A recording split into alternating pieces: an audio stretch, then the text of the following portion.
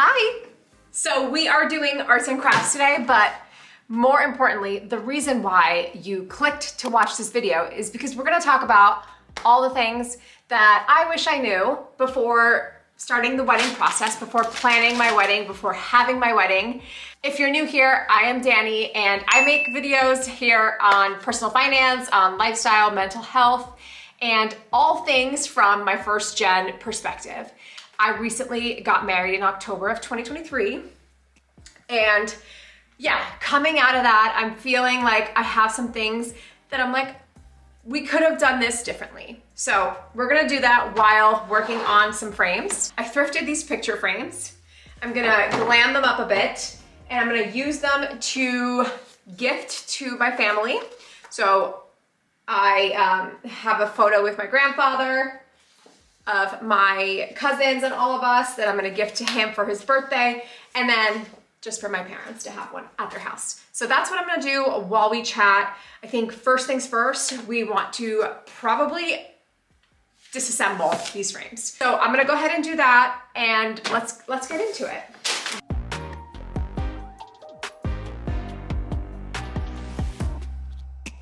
While I am doing this, let's talk about the first thing that I wish I had done or that I knew to do before starting the wedding planning process. And that is setting boundaries. So as a first gen Latina with parents who still have not learned to set boundaries for themselves, this one is new for me. And I'm currently reading a book on boundaries by Nidra Glover Tawwab.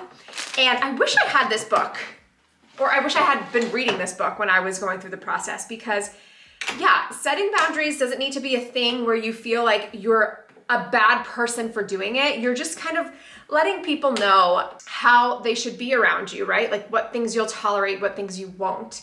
And honestly, setting the right boundaries and making it clear what your asks are so important in preserving your energy while you're wedding planning, because it takes a lot of energy. It takes a lot of just a lot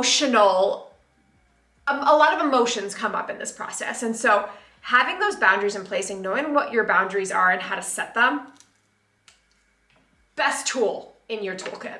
Let me share a specific example of how I set a boundary but didn't enforce it and how that added stress to my process. So I'll be talking about my wedding dress and that in a later thing that you should think about, or things I wish I knew. But part of that was, having set a boundary with my mom, who came to my first and most of my like dress shopping experiences, setting a boundary with her about talking about my body and features about my body while I'm trying on dresses, right? Making it very clear, which I did initially. I said, please don't say anything about, que me veo gorda, don't say anything like that. But where I messed up was not enforcing it when it was coming up, right? And that ultimately added just so much stress to a process that's supposed to be fun and exciting, right? You go wedding dress shopping, and because I didn't enforce a boundary that I had set, it was kind of like I didn't even have that boundary at all. Setting and enforcing boundaries are super important in this process. Now we are moving on to adding some gold acrylic paint over this one. Honestly, it looks pretty good as is. I want it to be a little more goldy. So we're gonna apply some more paint. And while I do this, let's talk about second thing I wish I knew. And this one is quite obvious, but weddings are expensive. And that's not just it. Weddings are more expensive than you think they're gonna be. You need to consider the convenience tax. You need to consider the, shit's gonna happen tax the year of your wedding, because you have a budget in your head and it's gonna be that and more. As someone who loves personal finance and truly does care about budgeting and thinking about the cost of things because I want to reach financial independence, right? That is one of my goals. And so I look closely at those kind of numbers. As somebody like that, even still, we went over budget. Even still, we were not prepared for the convenience tax that was going to get added, and just that life happens. So let me kind of just share what this looked like for us. The year that we got engaged October of 2022. We found our venue and started really planning in February of 2023 and set a date for October 2023. So we had 8 months to plan this wedding. And in those 8 months, in April, my husband came to me and he was like, listen, I want to quit my job. I just need to do this for his own health. And we looked at the numbers. We knew we had savings and we said, okay, I think we can do it. I think you can quit your job, reassess, see what you want, and let's see what happens. We'll be fine. Everybody was like, oh, but you're planning a wedding this year, right? You guys are paying for a wedding, right? You are gonna get married, right? And we're like, yeah, we have savings. And the truth is we did have savings, but man, we didn't realize unemployment was gonna be a longer time frame that it was, right? We thought, okay, give it a couple months and he'll be back at work. Not how it manifested, not how it worked out. And then August of 2023, which if you have been subscribed for a while, you probably know I got laid off. I'm currently laid off. And that didn't come as a surprise. I knew that company wasn't doing well.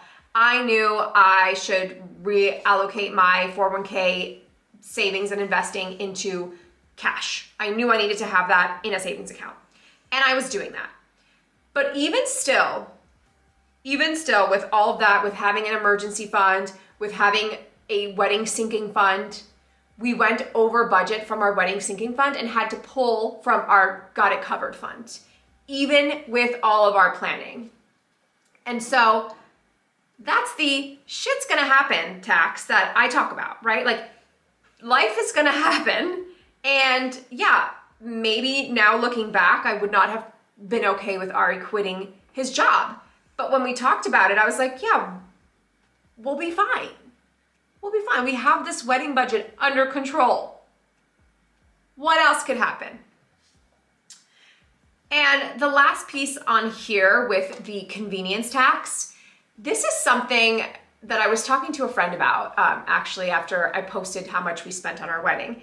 And I was like, yeah, some of the things you just spend money on because logistically it's just easier to pay the price that it cost than to try to figure out how you're gonna do something how you're gonna make something happen. So to give you a specific example, because I wonder if I'm making any sense right now. When I think about how this manifested for us, I think about our wedding dessert. We didn't start thinking about what dessert we were gonna have until the month of our wedding. That was partly because I was like, oh, well, I guess we'll just go with the venue, right? Now looking back at it, I do feel like it was a convenience tax because I didn't look at any other options simply because I didn't want to think about the logistics of how I'm going to transport this cake upstate and then take it to the venue the day of our wedding. It just felt like too many things, right? It just felt like not another thing to think about. And so we said, we'll just have the venue do it. Now, that ended up costing us a bit under $1,000 for pies. Do I think that was a lot? Yes. I don't think those pies were worth what they would cost. Of course, I understand there's work involved in it, but we really paid a price for convenience.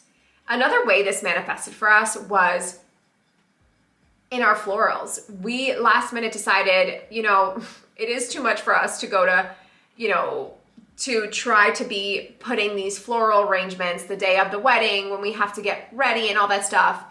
And I'm glad we actually did that because it was already rushed as it was on that Sunday when we got married. And so I can't imagine like trying to direct people on florals. So we ended up asking our florist who was doing our chuppah anyway, if she could also just do our arrangements for the reception. She said, of course, you know, quoted us almost $400, which fine, but like, that's what I mean. You pay the price for the things that you don't want to do. So I think had we done a little more planning, or had we just thought about these convenience taxes earlier on, we could have saved ourselves some money. Okay, number 4, the most important one, I think, is I wish I worried less about my body. I wish I was nicer to it throughout the process and remembered early on, or I wish I knew early on to think that the dress should be fitting me.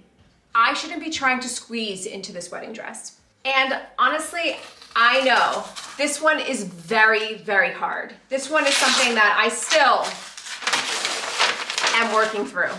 I still have not perfected, have not been able to accomplish.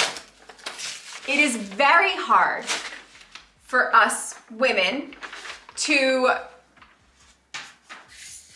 stop thinking about how our bodies look, how we look in our bodies, to disassociate our body, or is the word disassociate? I don't know if that's the correct word, but basically to not relate how our body looks with what our worth is, with how beautiful we are. Like, we need to stop feeling that way. And it's hard to do that. It's hard to do that when you have a society that has these beauty standards and you are fed that from a young age. It's hard. It's hard to do that. Even as somebody who has been thinking about this and understanding society's body standards for a long time, since, gosh, even high school, it's hard, even still, for me. And part of this was really the experience that I had during my wedding dress shopping, but then also when I decided on my dress.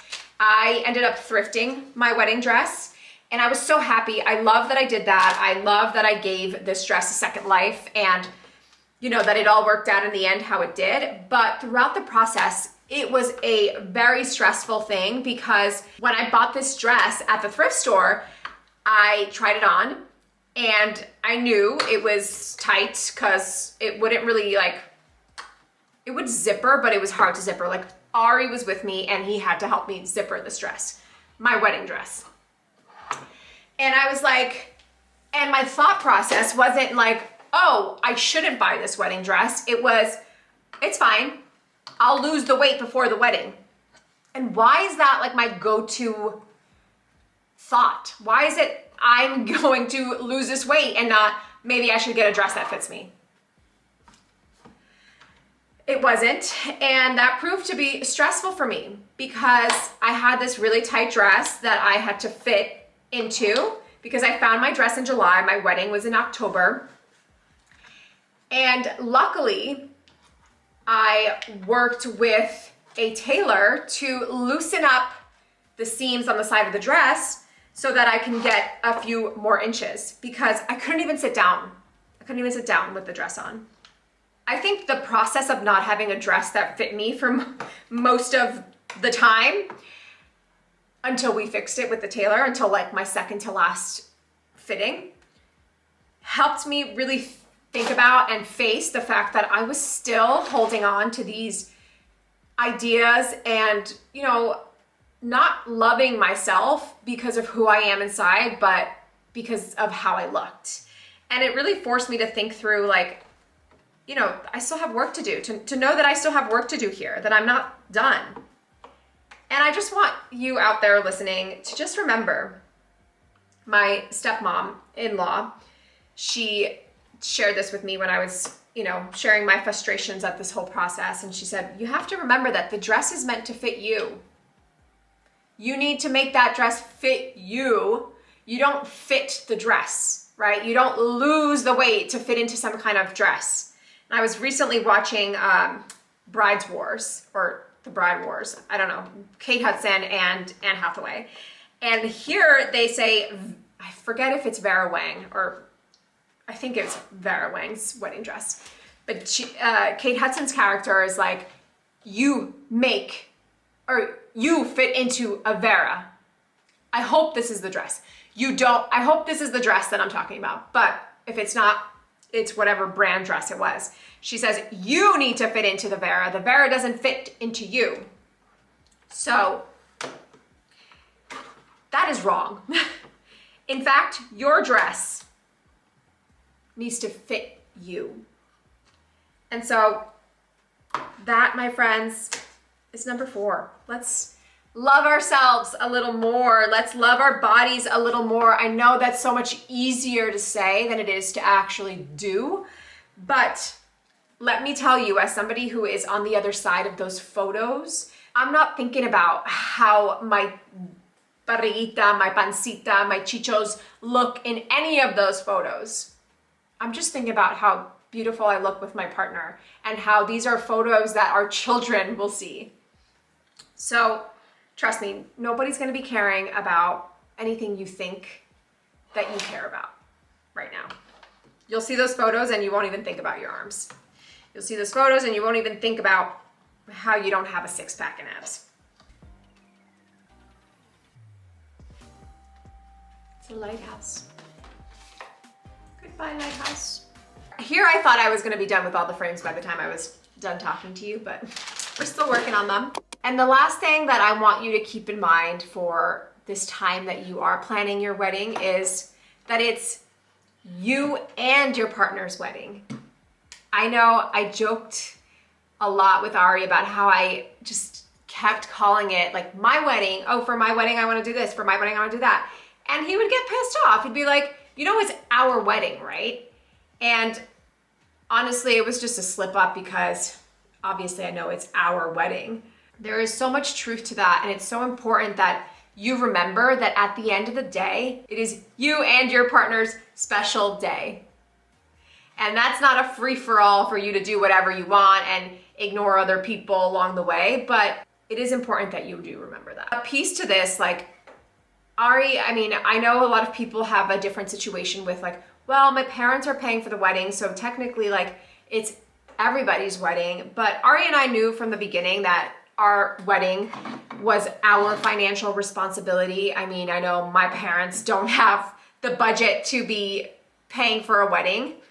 And so we knew from the get-go that this was our thing to pay for. And I think weddings and planning your weddings are a good glimpse, good practice to what it's gonna be like when you get married, right? Like, how do you budget with your partner? How do you set boundaries with other family members? Because now you are a new set of people who have their own family structure and their own family values, right? Like, how do you come up with those values? Like, what are your values as a couple? And I think it just gives you a glimpse of what it is like to be married.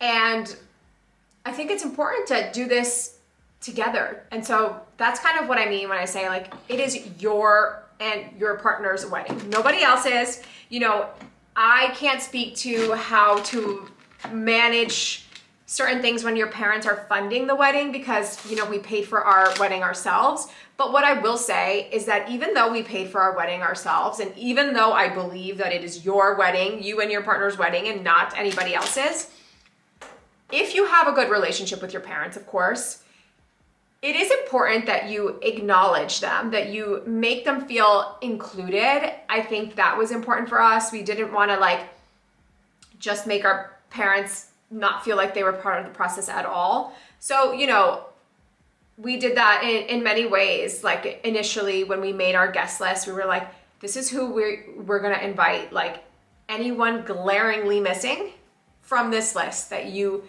need to include. Like we were open to having those conversations then and there because it is an important day for them. It is an important day for them. I know my parents have 5 daughters. two already married, myself and my older sister, and I knew that there were gonna be 3 other weddings after mine, but that doesn't make my wedding less special for them. I'm still their daughter, and it is still a special day for the parents. And so don't just brush them off because, oh, you're not paying for my wedding, so why should you have a say? Yeah, I'm not saying they need to have a say, but just remember it's an important day for them as well. Going back to it's both of your weddings, I think this is an important piece when we think about the work involved with planning a wedding. We didn't hire a wedding planner, so we knew a lot of the planning would be on us. And that meant we were both equal players in this planning process. Nobody was gonna be doing more than the other person. I mean, I initially kind of did more just in the research because I was looking at venues and trying to get quotes a year before I even got engaged. So it's just the kind of person I am. There is gonna be some of that dynamic in your relationship, but at the end of the day, your partner should be just as interested and part of this process as you are. Because that's gonna be a reflection of what your marriage looks like. I don't know, I go back to like thinking about how planning your wedding really is just a glimpse at what married life is gonna be. And if your partner wants nothing to do with the wedding planning process, that's fine. But then you need to understand if you are how you are. You're gonna have to know, like, are you gonna be resentful of this other person who didn't have any involvement in this really important day of our lives? Or are you gonna be okay with that? And if you're gonna be resentful, then you might need to like get external help with planning the process because it's not gonna be a good way to start your marriage. Because at the end of the day, that is why we are getting and having this wedding, right? So we can be a married couple. And so that's why I made this the last one because it's so important. It is your wedding, you and your partner's wedding. Nothing else matters because at the end of this, what you're still gonna have is you and your partner. So that is all. I am still on frame number 2 paint. I'm not sure if I like how the wood looks on the gold, but I hope these things were helpful. I knew some of them already going into the wedding process, but I didn't realize like how much I still learned until after looking back and being like, yeah, we could have done that differently. But you live and you learn, and then you share your tips and what you found on YouTube so someone else can benefit from it. So leave a comment. Let me know if you found this helpful. Yeah, if you are getting married, if you are planning your wedding, best of luck. You're gonna be amazing. You're gonna be beautiful. You're gonna shine. And I wish you just a relaxing process. Paint your way through it, honestly. Because at the end, you're gonna be married to your best friend. That's all that matters. So, thank you for watching. Please like this video. Please share it with another bride friend that you have, and hit subscribe for more videos on money, lifestyle, and all things from my first gen perspective. I'll see you all next week.